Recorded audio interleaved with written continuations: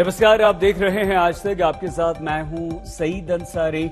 एक बड़ी खबर इस वक्त आ रही है। उत्तर प्रदेश में 2022 के विधानसभा चुनाव में बीजेपी का चेहरा कौन होगा, इसे लेकर केशव प्रसाद मौर्य के बाद अब स्वामी प्रसाद मौर्य का एक बड़ा बयान आया है। उन्होंने आज तक से बातचीत में कहा कि केंद्रीय नेतृत्व तय करेगा कि 2022 के बाद मुख्यमंत्री कौन होगा। मौर्य के अनुसार अगले मुख्यमंत्री योगी आदित्यनाथ हो सकते हैं, कोई नया चेहरा भी सामने आ सकता है। सुनिए। स्वागत है आपका स्वामी प्रसाद मौर्य जी। ये बताइए कि लगातार ये बातें कही जा रही हैं कि नेतृत्व ही तय करेगा कि बीजेपी का नेतृत्व कौन करेगा।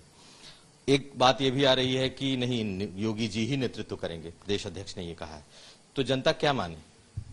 देखिए, जैसा कि 2017 में भी उत्तर प्रदेश का कोई चेहरा नहीं था, केंद्रीय नेतृत्व ने माननीय योगी जी के रूप में उत्तर प्रदेश को चेहरा दिया, नेतृत्व दिया, और उन्हीं के नेतृत्व में आज तक सफलतम सरकार चल रही है।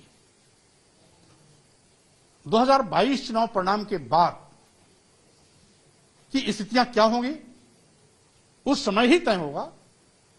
जहां तक रही बात व्यवहारिक और लोकतांत्रिक, चुने हुए विधायक लोग अपने विधानमंडल की बैठक करके अपने नेता का चयन करते हैं। लेकिन भारतीय जनता पार्टी या और भी बड़ी पार्टियों में यह भी परंपरा है कि नेतृत्व के लिए सदैव केंद्रीय नेतृत्व के द्वारा दिशा निर्देश दिया जाता है और केंद्रीय नेतृत्व तय करता है कि कौन नेतृत्व करेगा। आज योगी जी उत्तर प्रदेश के हमारे चेहरे हैं और हमारी सरकार के मुखिया। 2022 के बाद क्या होगा तत्कालीन परिस्थितियों में अपने आप तय कर लिया जाएगा। वह केंद्रीय नेतृत्व भी तय कर सकता है, विधानमंडल दल का नेतृत्व भी तय कर सकता है। माननीय योगी जी भी मुख्यमंत्री के पुनः दावेदार हो सकते हैं और भी नए चेहरे कोई उस दावेदारी में खड़ा हो सकता है। तो इसलिए तत्कालीन परिस्थितियां ही अंतिम निर्णय करेगी कि कौन नेतृत्व करेगा और कौन नहीं करेगा। जैसे आप कह रहे हैं कि ये केंद्रीय नेतृत्व तय कर सकता है, विधायक दल की बैठक में तय हो सकता है, या योगी जी का नाम जब पहले से चल रहे हैं तो आगे कंटिन्यू कर सकते हैं। क्या बीजेपी ये तय करके जाएगी कि फला आदमी ही हमारा मुख्यमंत्री होगा, योगी आदित्यनाथ ही हमारे 2022 के बाद मुख्यमंत्री होगा? चूंकि अभी तो भारतीय जनता पार्टी ने कभी इस प्रकार का नेतृत्व तय करके चुनाव लड़ा नहीं, इसलिए उस पर मैं अभी कुछ कह नहीं। कई राज्यों में तो लड़े हैं चेहरा आगे करके, यहां भी 4 साल 5 साल आप उनके नेतृत्व में सरकार में हैं। तो क्या आपको लगता है कि ऐसा होगा या फिर तो हमने पहले भी कहा कि चूंकि माननीय मुख्यमंत्री योगी आदित्यनाथ जी उत्तर प्रदेश का नेतृत्व कर रहे हैं, इसलिए अभी चुनाव तो हम उन्हीं के नेतृत्व में लड़ेंगे। लेकिन 2022 के बाद नेतृत्व की दिशा दशा क्या होगी वो पूरा का पूरा केंद्रीय नेतृत्व पर निर्भर करता है। एक बहुत छोटा सा ब्रेक, आप देखते रहिए आज तक।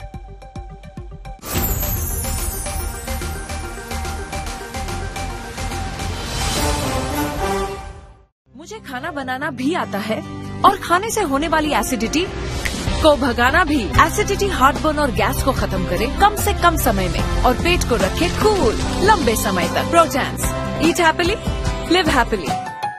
जैसे जैसे हम अपने काम पे जाना शुरू कर रहे हैं, सावधानी जरूरी है। रिस्क मत लीजिए। PolicyBazaar.com पे आज ही हेल्थ इंश्योरेंस और टर्म लाइफ इंश्योरेंस कंपेयर करके खरीदिए। PolicyBazaar.com पर 1 करोड़ का हेल्थ इंश्योरेंस और टर्म लाइफ इंश्योरेंस सिर्फ 400 रुपए महीने से शुरू। डबल बुल सीमेंट के आगे सिंगल बुल क्या करे? डबल बुल सीमेंट का डबल एडवांटेज, मजबूती उम्मीद से ज्यादा।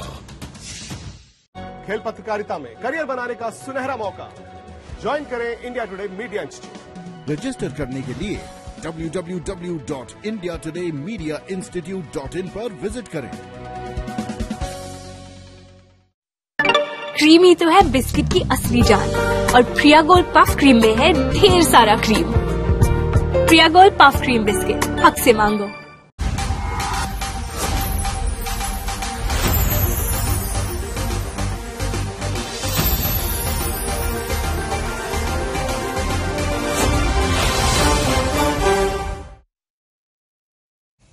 उत्तराखंड में मॉनसून ने तबाही मचाना शुरू कर दिया। तो देश के अन्य हिस्सों में भी स्थिति लगातार बिगड़ने लगी है। बंगाल और उत्तर प्रदेश में आसमानी संकट दिखाई दे रहा है। कहीं बारिश के कारण मुसीबत बढ़ गई है तो कहीं नदियों के उफान से स्थिति और बिगड़ने लगी है।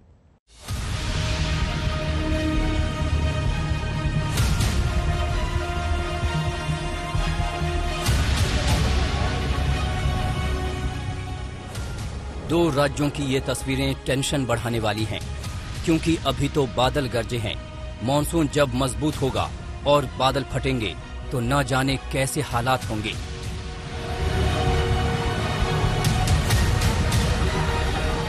यूपी के गांव शहर का हाल दिखाएंगे, बताएंगे कि कैसे ये आसमानी संकट कहर बरपा रहा है। लेकिन उससे पहले आपको दिखाते हैं एक तस्वीर बंगाल की।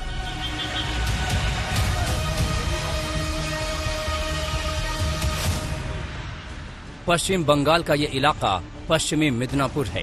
हालात देखकर अंदाजा लगाया जा सकता है कि कितनी भारी बारिश हुई होगी।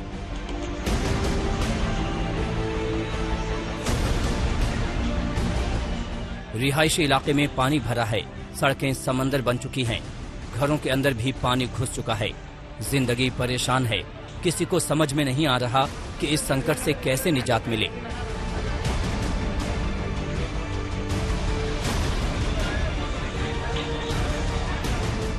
लोगों का आना जाना मुहाल हुआ तो नाव ही सहारा बनी।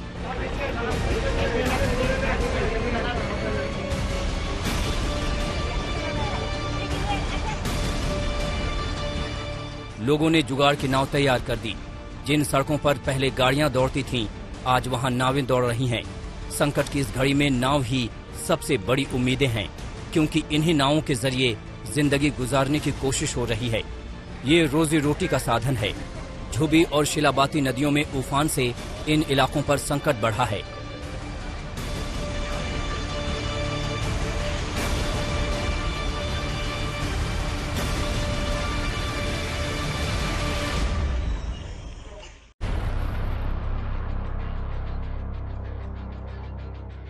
यूपी के कई हिस्सों में भी मानसून ने अपना असर दिखाया है। झमाझम बारिश के बाद गर्मी से राहत जरूर मिली है, लेकिन कुछ जगहों पर हालात भी बिगड़े हैं। अब आपको यूपी की तस्वीरें दिखाते हैं। पुलिस प्रशासन लोगों को आगाह करने में जुटा है। जिंदगी बचाने की कोशिश तेज हो गई है। उफनती गंगा की चपेट में कोई न आए, इसके लिए प्रशासन एक्शन में है। सभी ग्रामवासियों को सूचित किया जाता है कि गंगा का जलस्तर बढ़ गया है। सभी लोग जो गंगा के किनारे बसे हैं, अपना कीमती सामान, अपने पशु आदि लेकर गांव में आ जाए और कोई भी व्यक्ति गंगा के पार खेती करने न जाए। बिजनौर से आई ये तस्वीरें उसी मानसून संकट की गवाही दे रही हैं। हरिद्वार से 4 लाख क्यूसेक पानी छोड़े जाने के बाद बिजनौर में गंगा किनारे बसे कई गांव में आफत बढ़ गई। उन इलाकों में पानी भर गया। करीब 50 लोग गंगा के बीच पानी में फंस गए, लेकिन गनीमत रही कि वक्त रहते गोताखोरों ने उनमें से ज्यादातर को बचा लिया और अभी भी रेस्क्यू ऑपरेशन जारी है। सिद्धार्थनगर में भी बाढ़ जैसे हालात हैं। नेपाल से आ रहे पानी की वजह से राप्ती और बूढ़ी राप्ती के अलावा तीनों सहायक नदियों में संकट गहरा गया है। नदियों का पानी खेतों में भरने लगा है, जिसकी वजह से बड़े पैमाने पर फसलों की तबाही हो रही है। बीते कई दिनों से हो रही बारिश के चलते उत्तर प्रदेश के तमाम जिलों में बाढ़ के हालात पैदा हो गए हैं। हम इस समय सिद्धार्थनगर में मौजूद है, जहां पर लगातार जो बारिश के चलते नदियों का जलस्तर है वो लगातार बढ़ता जा रहा है।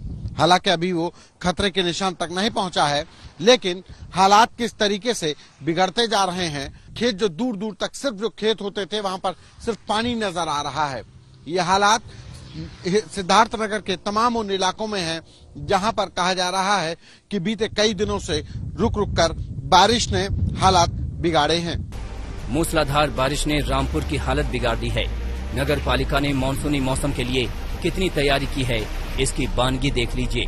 सड़कों पर पानी भरा है, पानी निकासी के रास्ते बंद हैं। शहर में जल भराव उसी का नतीजा है।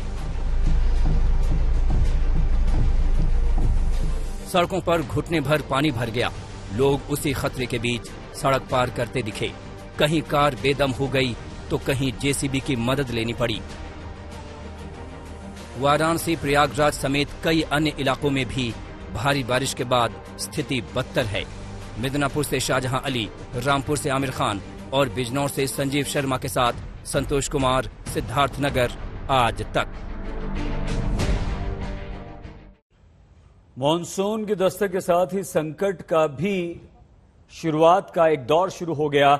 एक साथ कई राज्य इसकी चपेट में आने लगे, लेकिन सबसे गंभीर असर पहाड़ों पर हो रहा है। विशेषकर उत्तराखंड में तो भारी बारिश के बाद नदियों का जलस्तर खतरनाक होता जा रहा है। सभी अलर्ट रहें, सुरक्षित रहें, गंगा नदी के किनारे में जाए। गंगा नदी का जलस्तर लगातार बढ़ता जा रहा है।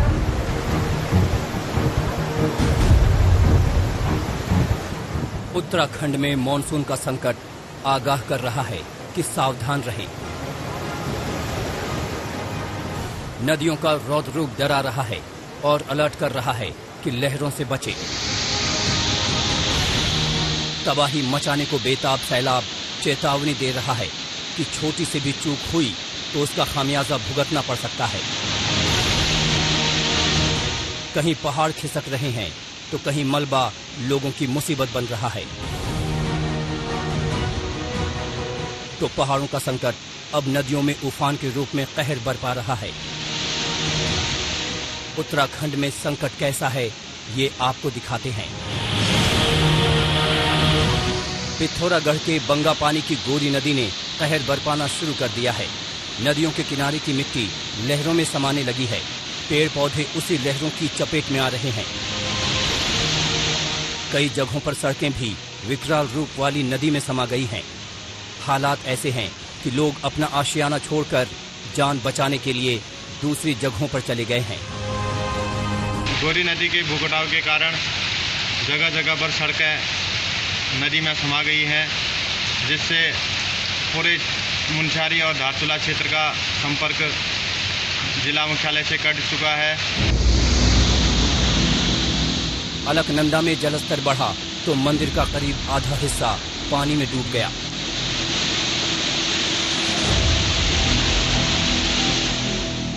ऋषिकेश में गंगा नदी भी उफान पर है। वहां परमार्थ निकेतन में शिव मूर्ति तक लहरें पहुंचने लगी। हालात ऐसे हैं कि गंगा के किनारे कई घाट जलमग्न हो चुके हैं। 24 घंटे से ज्यादा वक्त से हो रही बारिश अब तीर्थ नगरी को डराने लगी है। लिहाजा पुलिसकर्मी लगातार गंगा के जलस्तर पर निगरानी बनाए हुए हैं। चंपावत के टनकपुर में शारदा नदी का रौद्र रूप दिखा। जलस्तर बढ़ा तो आसपास के इलाकों में संकट गहरा गया। फौरन 150 से ज्यादा परिवारों को सुरक्षित जगहों पर जाने को कहा। निगरानी शुरू कर दी गई ताकि जिंदगी संकट में ना पड़े। जिला स्तर पे जिला प्रशासन द्वारा पहले अलर्ट जारी कर दिया गया था और अभी हमारे द्वारा जो लो लाइन एरियाज में जो शारदा के आसपास लोग रहते हैं उन्हें इवैक्यूएट करके अलग अलग जो यहाँ की धर्मशालाएं हैं उनमें ले जाने का प्लान तैयार किया गया है। जैसे ही लेवल और थोड़ा ऊपर बढ़ता है इनको यहाँ से इवैक्यूएट करके जो पंचमी की धर्मशाला है वहाँ शिफ्ट किया जाएगा। हरिद्वार में गंगा खतरे के निशान से ऊपर बह रही है। वहाँ किनारों पर लोगों को जाने से आगाह किया जा रहा है। प्रशासन लाउड स्पीकर के जरिए खतरे से दूर रहने के लिए कह रहा है। गंगा नदी के किनारे में जाए। गंगा नदी का जलस्तर लगातार बढ़ता जा रहा है। पहाड़ों पर मूसलाधार बारिश का सितम टूटा है। रुड़की के लक्सर इलाके में करीब 20 लोग एक ऐसी ही संकट की चपेट में आ गए। भारी बारिश की वजह से गंगा का जलस्तर बढ़ा तो लहरों के बीच सभी 20 लोग संकट में घिर गए। खबर मिलते ही बचाव टीम मौके पर पहुंची। रेस्क्यू बोट से ऑपरेशन शुरू हुआ और सभी को बचा लिया गया। उत्तराखंड के रामनगर में भी जिंदगी बचाने की मुहिम चलानी पड़ी। वहां कोसी नदी के बीच मौजूद टापू पर 2 युवक फंस गए। दोनों नदी के बीच में मछली मारने पहुंचे थे, लेकिन अचानक जलस्तर बढ़ने की वजह से वहां से निकलने का रास्ता बंद हो गया। लेकिन 5 घंटे की मशक्कत के बाद पुलिस और एसडीआरएफ की टीमों ने दोनों की जिंदगी बचा ली।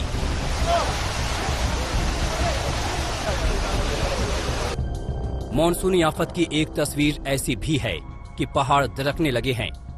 तस्वीरें उत्तराखंड के श्रीनगर की हैं, जहां NH58 पर ऋषिकेश बद्रीनाथ मार्ग कई जगह बंद हो गए। इस संकट की वजह से बड़ी संख्या में लोग फंस गए। उत्तराखंड के चंबा का ये हाल देखिए। यहाँ राष्ट्रीय राजमार्ग 94 पर निर्माणाधीन सुरंग का हिस्सा बारिश की वजह से धंस गया। इस वजह से रूट को बंद करना पड़ा। अभी बारिश की शुरुआत हुई है। मॉनसून अपना असली रंग दिखाने वाला है, लेकिन शुरुआती दौर में ही ऐसे संकट चिंता बढ़ाने वाले हैं। मौसम विभाग इसके लिए आगाह कर रहा है। हरिद्वार और ऋषिकेश में भी रेड अलर्ट घोषित कर दिया गया है। ऋषिकेश की मशहूर शिव प्रतिमा भी बिल्कुल जल के आगोश में समा गई है। सभी नीचे वाले इलाकों को खाली करवा लिया गया है। जगह जगह पर यह ताकीद की जा रही है कि किसी भी हाल में नदी के करीब न जाएं, नहीं तो ये खतरा बढ़ सकता है। मुश्किल अभी और भी है, क्योंकि मौसम विभाग ने अभी आने वाले 3 दिन के लिए रेड अलर्ट और घोषित कर दिया है। कैमरामैन प्रवेश राणा के साथ दिलीप सिंह राठौड़, ऋषिकेश, आज तक।